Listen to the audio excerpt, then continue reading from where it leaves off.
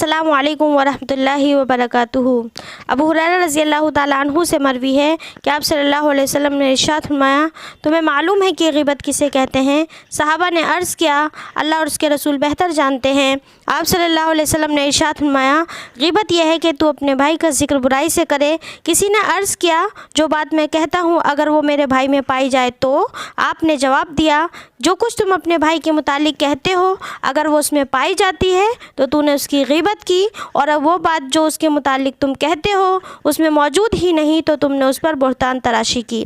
सही मुस्लिम हदीस नंबर 2589। हदीस में ग़ीबत की क़बाहत बयान हुई है।